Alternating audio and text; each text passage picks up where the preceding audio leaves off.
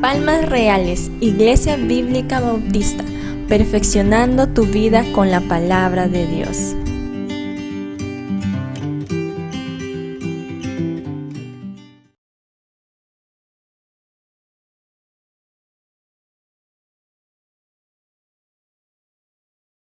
El mensaje que quiero compartirles a ustedes es un mensaje que personalmente a mí, cuando yo tenía más o menos la edad de 19 años, me impactó muchísimo. Me gustaría compartirlo con ustedes en esta noche. Pero antes, como ya es costumbre de nosotros, vamos a orar pidiendo al Señor dirección en ese tiempo. Oramos. Padre amado, estamos nuevamente presentándonos ante ti y queremos pedirte, Padre, que en esta noche hables a nuestro corazón, nos ayudes a entender tu palabra. Señor, te pido de manera personal que me ayudes a hablar palabra fiel, palabra de verdad, Señor, y sabiendo, Señor, que tú eres poderoso, tu palabra nunca regresa vacía y eres tú quien transforma los corazones de las personas, Señor. Dios mío, te pedimos y entregamos todo este tiempo en tus manos, en el nombre de Cristo Jesús. Amén. Amén. Bien, hermanos, busquen por favor en el libro, en la carta a Filipenses, carta a los Filipenses, carta de Pablo. Es una carta que a mí personalmente me gusta mucho por el contexto en el cual se escribe. Pablo estando en prisión, y esta carta justamente se conoce como la carta del gozo. Suena bastante contradictorio, pero cuando uno empieza a leerlo de inicio a fin, entenderá por qué se le dice la carta del gozo. Bien, Filipenses capítulo 2, versículo 12 al 18, del 12 al 18. Luminares en el mundo. Y nosotros, la iglesia del Señor, somos llamados a ser luminares en este mundo que está sumergido en las tinieblas, sumergido en el pecado. Y la pregunta que vamos a responder en esta noche es: ¿cómo puedo ser yo luminar en este mundo? Esa es la pregunta que vamos a responder en base a este texto que vamos a leer a continuación. Versículo 12 al 18 dice así: Por tanto, amados míos, como siempre habéis obedecido, no como en mi presencia solamente, sino mucho más ahora en mi ausencia, ocupaos en vuestra salvación con temor y temblor, porque Dios es el que en vosotros produce así el querer como el hacer por su buena voluntad. Haced todo sin murmuraciones y contiendas, para que seáis irreprensibles y sencillos, hijos de Dios sin mancha en medio de una generación maligna y perversa, en medio de la cual resplandecéis como luminares en el mundo, asidos de la palabra de vida, para que en el día de Cristo yo pueda gloriarme de que no he corrido en vano, ni en vano he trabajado. Y aunque sea derramado en libación sobre el sacrificio y servicio de vuestra fe, me gozo y regocijo con todos vosotros, y asimismo gozaos y regocijaos también vosotros conmigo. Lo que yo les propongo en esta noche, hermanos, y es una proposición para todos, incluido yo, es: seamos la luz que Dios quiere que seamos esa luz. Y bien, lo primero que encontramos para ser luminares en este mundo es buscar la santificación con suma reverencia. Leamos nuevamente el versículo 12, dice lo siguiente: Por tanto, amados míos, como siempre habéis obedecido, no como en mi presencia solamente, sino mucho más ahora en mi ausencia, ocupaos en vuestra salvación con temor y temblor. Recuerdo bastante cuando empezaba la vida cristiana y escuché alguna vez a una persona diciendo: este versículo habla acerca de que la salvación se puede perder, así que tenemos que ocuparnos, tenemos que estar atentos y tener mucho cuidado de que si nos portamos mal, si desobedecemos a Dios, podemos perder la salvación. Y claro, yo en ese momento lo creí, pero luego ya en el discipulado empecé a entender lo que realmente se enseña la Biblia. La Biblia enseña que La salvación que Dios regala es eterna. Dios ofrece vida eterna. Por ejemplo, solamente lo voy a citar, no tiene que buscarlo. En Juan 6:37 dice: todo lo que el Padre me da vendrá a mí, y al que a mí viene no le echo fuera. Simple y sencillo. Y al que a mí viene no le echo fuera. Entonces nosotros podemos tener por la Biblia una seguridad eterna. Esta es la famosa seguridad que Dios nos da a nosotros. Entonces, ya entendiendo un poco esto acerca de que este versículo no está hablando de que la salvación se pierde, sino más bien está diciendo: busca, trabaja en buscar la santificación. Pero buscar la santificación tiene que ser con respeto y reverencia. Acá lo está diciendo, por ejemplo: por tanto, amados míos, como siempre habéis obedecido, no como en mi presencia solamente, sino mucho más ahora en mi ausencia. Esto, en otras palabras, también se puede conocer como la integridad. La integridad es que de la misma manera en cómo usted se comporta aquí en este lugar, usted aplaude, canta a Dios, está atento a escuchar la palabra. Perfecto, muy bien. Esa misma actitud, ese mismo comportamiento usted debe llevarlo incluso hasta cuando está solo en su habitación. Porque a veces tendemos a pensar: bueno, ya nadie nos ve, ya estoy en mi casa, puedo hacer lo que quiera, igual nadie me va a poder acusar. Pero olvidamos de que Dios es omnipresente. Dios está en todos lados, nosotros no podemos escapar de Dios. Y como dice también en Gálatas 6:7, no os engañéis, Dios no puede ser burlado, pues todo lo que el hombre sembrare, eso también segará. Entonces, la búsqueda de la santificación sí o sí implica la integridad de nuestras vidas. Ahora bien, esta búsqueda de la santificación tiene que ver con dos aspectos: huir del pecado y al mismo tiempo seguir la santidad. Y de esto habla más Pablo. Busquen en Timoteo, primera a Timoteo, por favor. Primera carta a Timoteo, capítulo 6, versículo 11 dice, lo leemos rápidamente porque no queremos extendernos en este punto. Dice: mas tú, oh hombre de Dios, huye, ahí está uno, huye de estas cosas y sigue la justicia, la piedad, la fe, el amor, la paciencia, la mansedumbre. Y bueno, el texto continúa hablando Pablo. Entonces, esto es la búsqueda de la santidad: huir de aquello que nos aleja de Dios, aquello que está en contra de la voluntad de Dios, y al mismo tiempo seguir aquello que agrada a Dios, aquello que está dentro de su voluntad. Esto tiene que ver con la santificación. Pero ahora, esta búsqueda de la santificación también implica hacerlo con suma reverencia.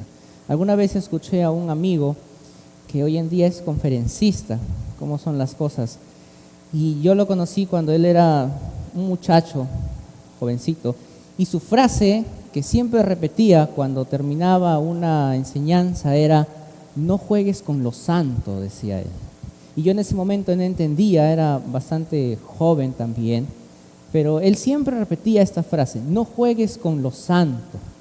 Y una vez conversando con él, empezó a explicar diciendo: a veces nosotros los cristianos jugamos a la iglesia, nos comportamos de una manera aquí, en estas cuatro paredes, mostramos un lado que después en el hogar no es así. Y esto es jugar con lo santo. Nos estamos burlando de Dios. Creemos que de repente engañar a los que estamos acá, y quizás puede ser así en su vida. Yo no conozco realmente cómo es su vida en su hogar, en su centro laboral o su centro de estudios. Yo no sé cómo es su vida. Pero de repente usted aquí puede estar mostrando una cara, una versión de usted, y la gente puede pensar: qué buen hermano es, qué buena hermana, es muy maduro, se puede conversar muy bien, sabe la palabra, qué bueno, amén, sí. Pero, y después salimos de ese lugar y nos comportamos como si nos da la gana.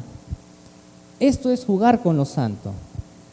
Y ocuparse, como dice aquí el versículo 12, ocupar en vuestra salvación con temor y temblor, se está refiriendo a hacerlo con respeto, con reverencia, porque nosotros somos hijos de nada más y nada menos del Dios del universo.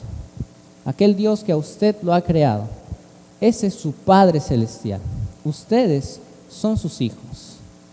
¿Cómo podríamos pensar tan siquiera un momento que podemos engañar a Dios, que podemos burlarnos de Él?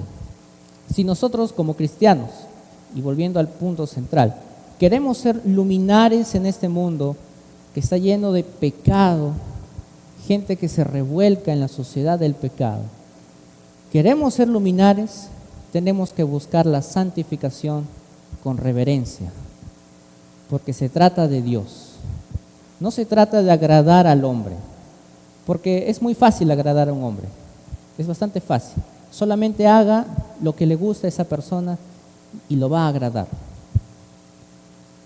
Pero agradar a Dios es un poco más complicado, porque implica muchas veces renunciar a nuestro ego, renunciar a nuestro yo, a nuestro orgullo, a la vanidad, a nuestros deseos pecaminosos.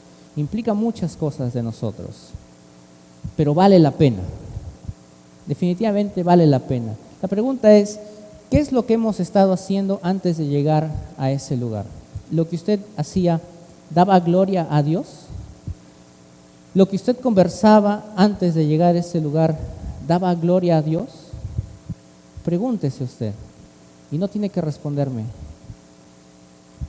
Solamente dígaselo a Dios: Señor, lo que yo he hecho, o lo que he estado hablando, lo que he pensado, o de la forma en cómo yo he actuado, estuvo mal.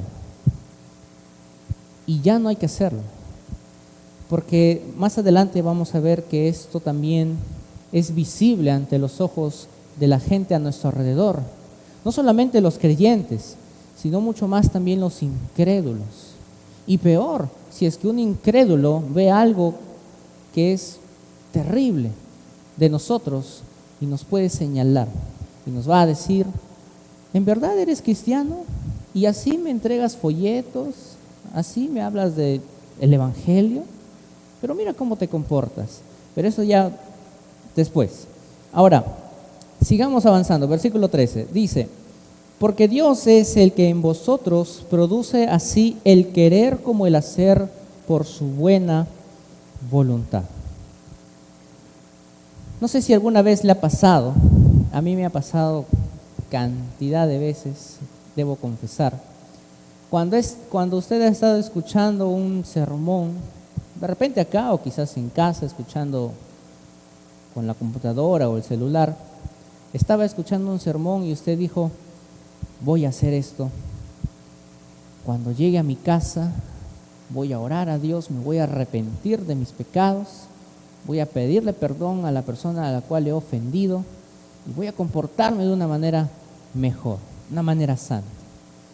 ¿A quién no le ha pasado esto alguna vez? Yo creo que a todos alguna vez. Ahora, ¿ha llegado usted a su casa y no ha pasado eso que ha querido? Usted deseó hacer algo muy bueno, llegar a su casa, orar, arrepentirse, pedir perdón, hacer obras buenas que agraden a Dios. Ha llegado a su casa y no lo ha hecho.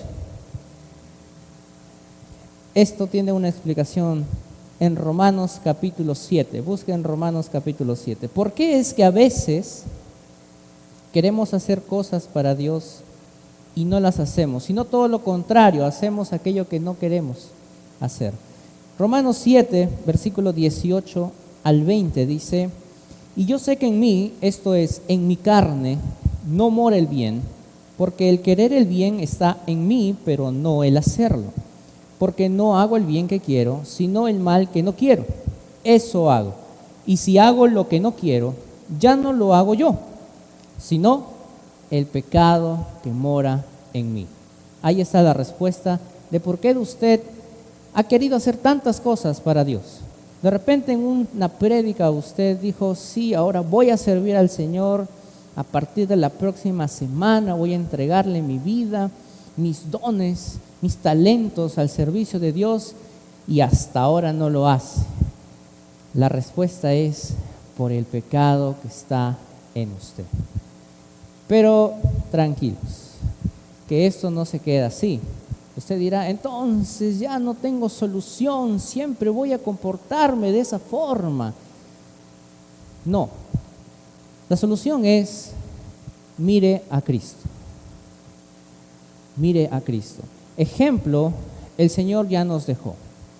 Y solamente quiero mencionar en Efesios 2:10 lo siguiente: porque somos hechura suya, creados en Cristo Jesús para buenas obras, las cuales Dios preparó de antemano para que anduviésemos en ella. Solamente, y yo le animo a leer los evangelios. ¿Cuántas cosas hizo Cristo que agradaron al Padre? Muchísimas. Incluso Juan, el evangelio de Juan dice, y hay tantas cosas que Jesús hizo que ya ni siquiera puedo escribirlo, no alcanzarían en los libros. No alcanzarían. Y tan solo por mencionar algunos ejemplos, veamos. Jesús mostró amor. Esto es algo bueno que agrada a Dios. Mateo 5:44 dice, amad a vuestros enemigos, bendecid a los que os maldicen, haced bien a los que os aborrecen y orad por los que ultrajan y os persiguen. El orar por una persona también es una muestra de amor. Y acá está diciendo, amad a vuestros enemigos. Y muchas veces nosotros en nuestro pensamiento está, pero yo amar a aquel que tanto daño me ha hecho y hasta ahora me sigue haciendo tanto daño, ¿amarlo yo? Bueno, estoy leyendo bien, me parece. Mateo 5:44, ¿verdad? Sí, dice, amad a vuestros enemigos. ¿Qué más? Bendecid a los que os maldicen. Haced bien a los que os aborrecen y orad por los que ultrajan y os persiguen. Como hace poco también, creo que todos escucharon esta noticia de un hombre que le hizo daño a una joven con fuego. Creo que ya saben más o menos a qué me estoy refiriendo. Y la gente estaba indignada por las redes sociales. Pena de muerte, mátenlo. Como que recompensa, no merece vivir ni un minuto más en esta tierra. Y hasta cristianos hablando así. Pero yo leo acá y acá más bien dice, amad a vuestros enemigos, haced bien a los que os aborrecen.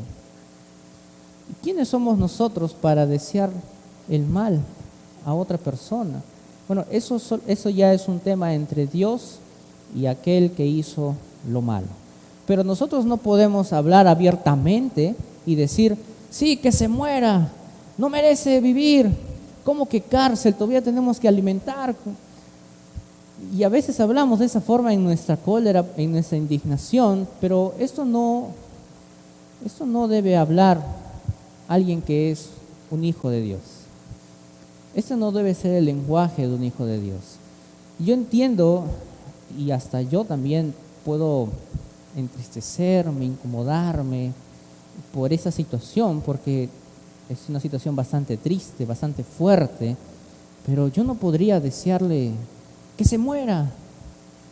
Jesucristo mostró amor, incluso a aquellos que lo estaban clavando en esa cruz.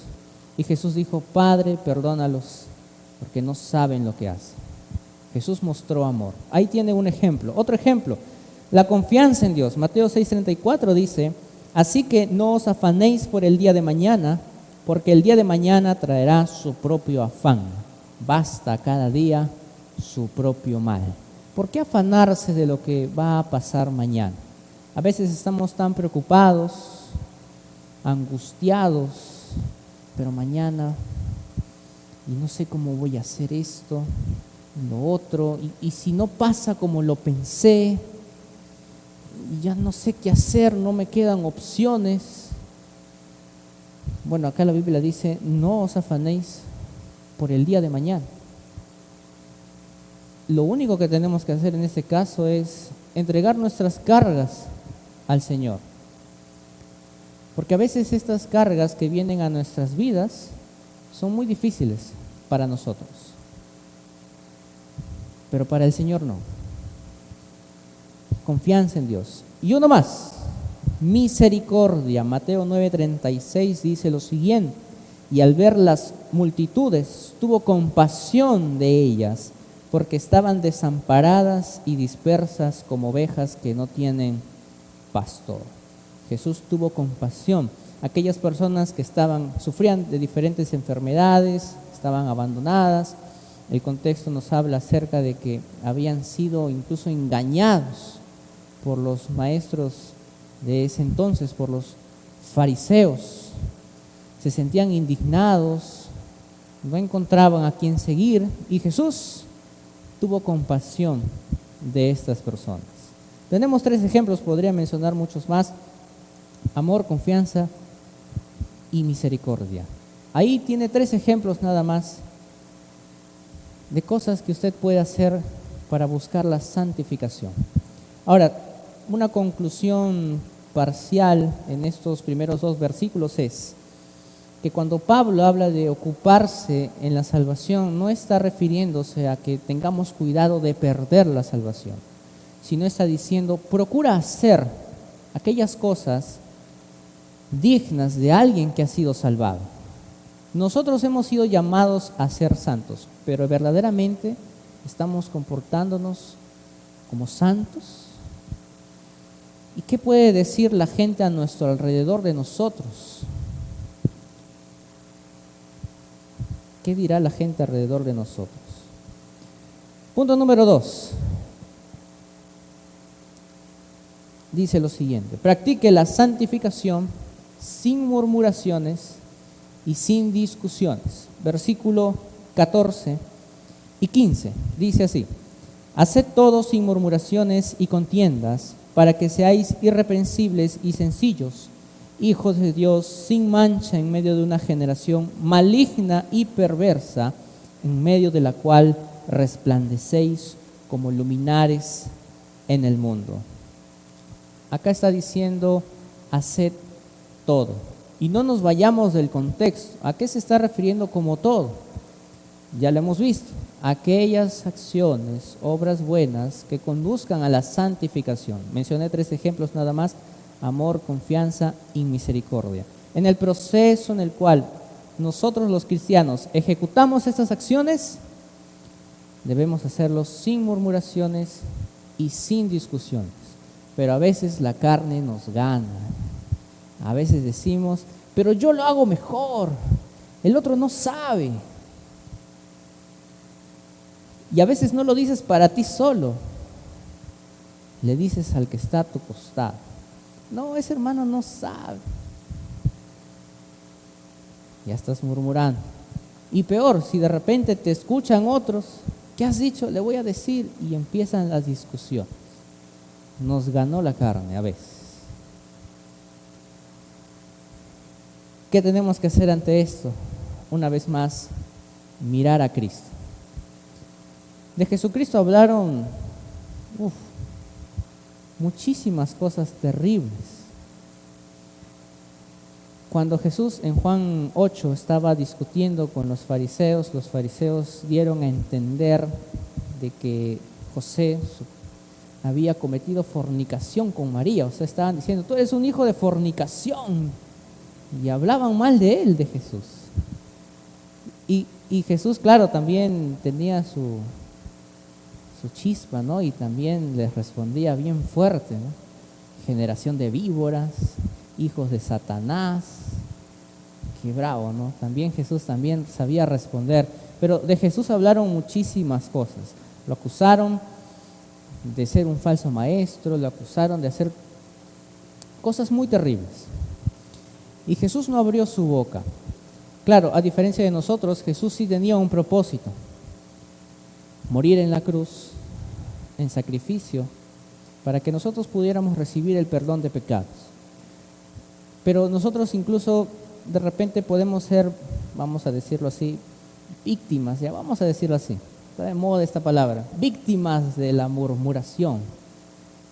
¿Quién no ha hablado mal de ustedes? Usted ahorita está pensando: sí, el hermano tal, sí, ya va a ver, ya, ok. Cálmese. Pero usted también ha hablado mal de alguien alguna vez también. Y alguna vez usted ha discutido con una persona. Y esto, la murmuración y la discusión, es algo de mucho cuidado.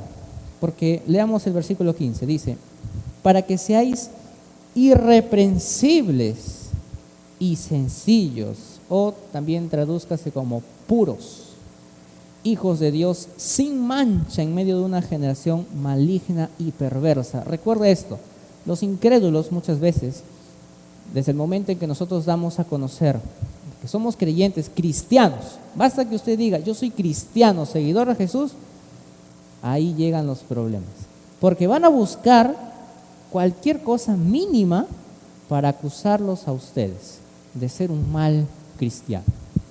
Ah, caíste, Ismael, te dormiste. No, mentira, es una verdad. Está despierto, está despierto. Y van a buscar cualquier cosa para señalarlos con ese dedo acusador. La Biblia dice, bueno, hagan esto sin murmuraciones y contiendas para que ustedes sean intachables.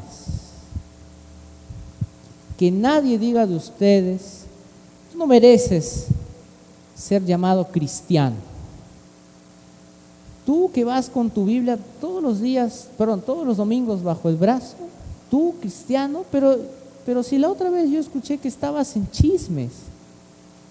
Hermanos, por favor. Pero tú cristiano, pero la otra vez tú estabas hablando unas palabras bastante soeces, bastante fuertes, groserías. Y así vas con tu Biblia bajo el brazo. Hermanos, hay que tener mucho cuidado, sobre todo nuestras conversaciones con los incrédulos, bastante cuidado, porque son ellos los primeritos quienes nos acusan a nosotros. Y claro, no van a entender, ¿no? Y tampoco vamos a excusarnos diciendo, pero nadie es perfecto, ¿no? Yo tampoco soy perfecto, el Señor me está moldeando. ¿Qué te van a entender, hermano? Eso no lo van a entender. Por eso hay que tener bastante cuidado. Esta generación, hay una característica que Pablo menciona, dice, generación maligna y perversa, o también torcida, en medio de la cual resplandecéis como luminares en el mundo. Nosotros, los cristianos, tenemos la misión de llevar al inconverso hacia la luz de Cristo. Pero esto solamente va a suceder cuando usted también esté siendo alumbrado por la luz de Cristo. Por ejemplo, a veces he bromeado diciendo, me siento en la gloria de Dios por estos reflectores, a veces he dicho la transfiguración, y ustedes se han reído. Ahora vamos a hacer de cuenta que los reflectores que están acá arriba, vamos a hacer de cuenta que es la luz de Cristo. Supongamos, por si acaso, después no vayan a salir, el hermano ha dicho, ahora me voy a tomar una foto acá, supongamos nada más. Yo estoy siendo alumbrado en este momento por el Señor. Pero ¿qué pasa si, por ejemplo, yo me paro acá mejor? Igual me ven, pero ya no estoy siendo alumbrado.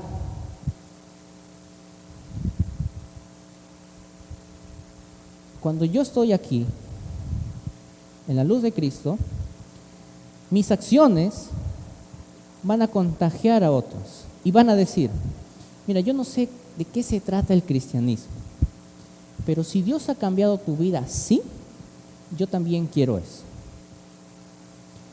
Por ejemplo, el hermano Ismael está sentado ahí, yo lo veo, está medio trigueño, él es trigueño, pero ven Ismael, vamos a ser famoso. Supongamos, ya, párate ahí nada más. Ya, él es Ismael, está soltero, 26 años, hermanas solteras. Ya, él es Ismael. Yo estoy acá en la luz de Cristo y yo quiero que Ismael llegue a Cristo también. Yo necesito estar aquí, porque si yo estoy en este lugar apagado, como un foco malogrado, a veces parecemos focos malogrados, no alumbramos. Ismael, ¿qué ejemplo va a seguir de mí? Mal ejemplo. Haciendo bulla después de los cultos. Es mal ejemplo. No, mentira. Ismael necesita también, puedes sentarte, varón, gracias. Necesita ser alumbrado por la luz de Cristo. Para llevar a cabo esto, yo necesito resplandecer también. Necesito buscar la santificación. Yo no puedo dar un ejemplo, decir algo que yo no estoy viviendo. Porque lo primero que me van a decir es, pero tú no lo haces. ¿Y a cuántos alguna vez les han dicho eso? Pero tú no lo haces. Tú me hablas de la fidelidad a Dios, pero a veces ni congregas. ¿De qué estamos hablando? A tener mucho cuidado. Ahora, versículo 16 al 18. Este es otro punto que habla, dice lo siguiente: manténgase firme y retenga en su corazón la palabra de Dios. Versículo 16 al 18 dice: asidos de la palabra de vida, para que en el día de Cristo yo pueda gloriarme de que no he corrido en vano, ni en vano he trabajado. Y aunque sea derramado en libación sobre el sacrificio y servicio de vuestra fe, me gozo y regocijo con todos vosotros. Y asimismo gozaos y regocijaos también vosotros conmigo. Me quedo con la primera parte del versículo 16. Asidos de la palabra de vida. No está diciendo, aunque podríamos parecer un poco legalistas, palabra de vida, palabra de Dios, es lo mismo, hermano. Bueno, pero Pablo está empleando estas palabras, palabra de vida.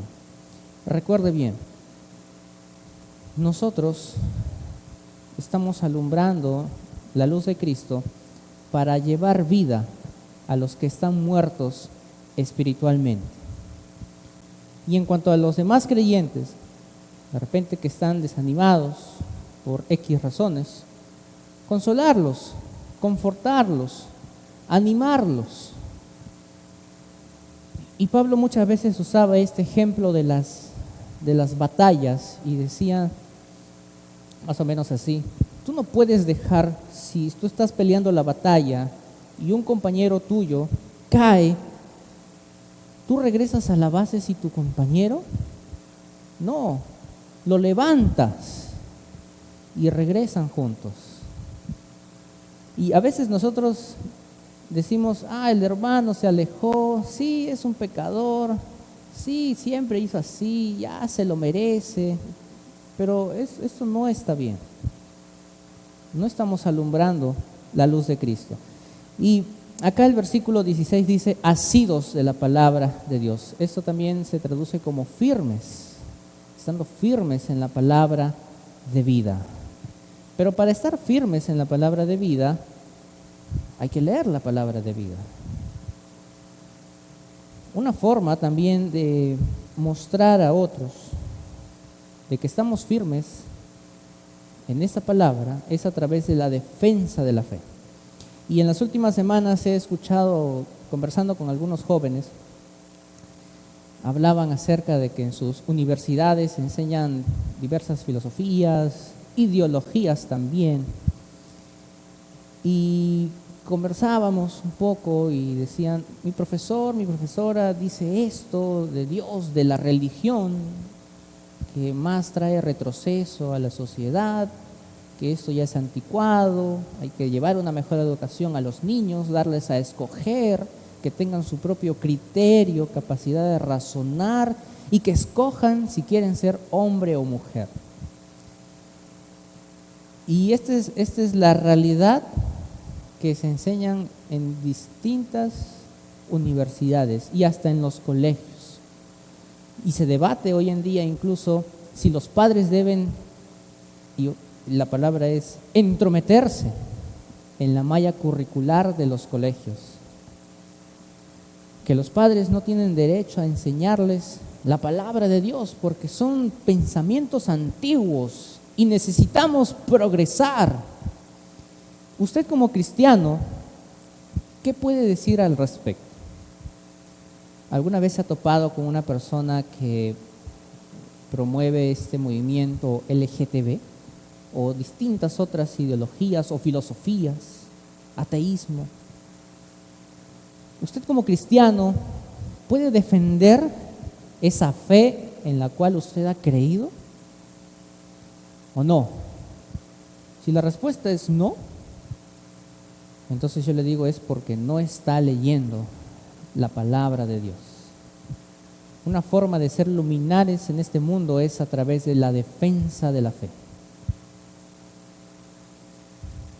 Si no leemos la Biblia no tenemos nada que defender. Simplemente decimos, pero Dios es amor y Dios creó hombre y mujer y nada más. Y los demás estudian y se los comen vivos, aunque están en error. Pero ustedes se quedan cortos. Muchas veces los cristianos nos quedamos cortos porque no leemos la palabra de vida. Y Pablo nos está diciendo, asidos, firmes en la palabra de vida. Y esto tiene su contexto bastante interesante, porque dice lo siguiente: para que en el día de Cristo yo pueda gloriarme de que no he corrido en vano, ni en vano he trabajado. Este era el gozo de Pablo, saber de que su trabajo con los filipenses no fue en vano, sino que ahora estos creyentes estaban firmes en la palabra de Dios. Y dice el versículo 17, esto me fascina mucho, dice: y aunque sea derramado en libación sobre el sacrificio y servicio de vuestra fe, me gozo y regocijo con todos vosotros. Esto es una referencia a Números capítulo 15. Busquen por favor Números capítulo 15, versículos 5 al 10. Está hablando en cuanto a los sacrificios.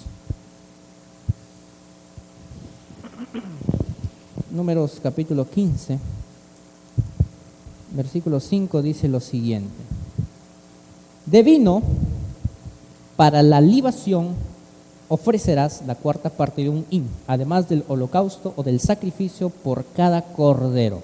Por cada carnero harás ofrenda de 2/10 de flor de harina amasada con la tercera parte de un hin de aceite.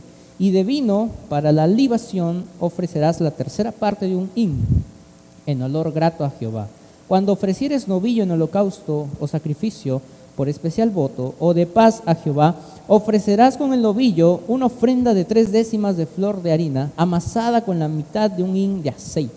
Y de vino para la libación ofrecerás la mitad de un hin en ofrenda encendida de olor grato a Jehová. Usted lo ha leído y de repente dirá: hermano, no entendí nada. ¿Qué cosa quiere decir esto? Bueno, se lo explico en palabras bastante sencillas.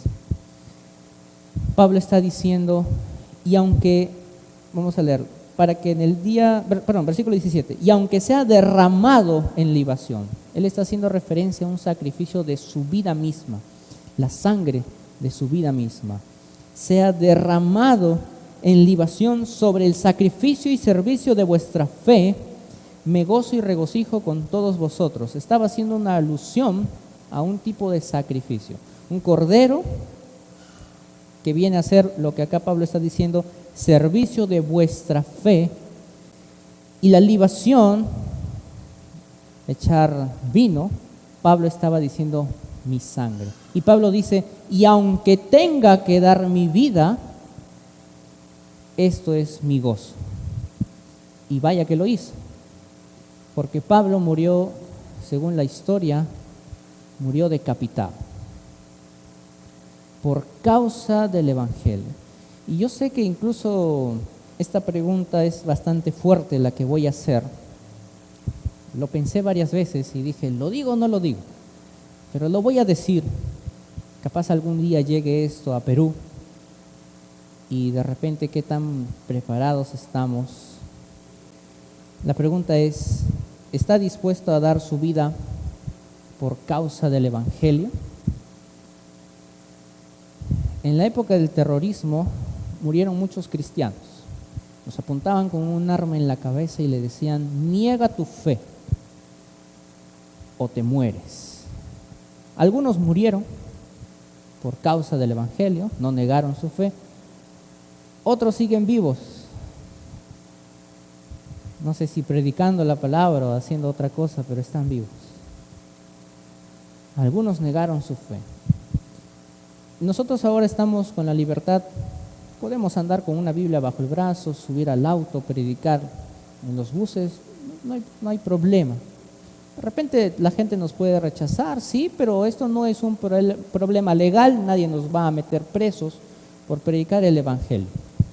Pero si llegase a pasar esto en nuestro país, como ya en otros países está ocurriendo, como en Colombia, por ejemplo, hay persecución de cristianos.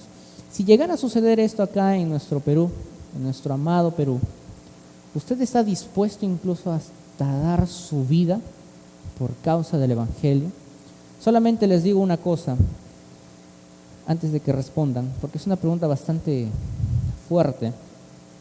Solamente les digo una cosa, incluso hasta eso es una forma de ser luminares en el mundo, porque ahí se ven a los verdaderos cristianos. Cuando las papas queman, como quien dice, cuando el asunto se pone complicado, ahí se ven a los verdaderos cristianos. Ejemplos hay bastantes. Cuando llegó la pandemia, ustedes saben, se vio quiénes eran los verdaderos cristianos, que permanecieron fieles, y otros, bueno, aprovecharon la situación y dejaron de buscar a Dios, dejaron de leer su palabra.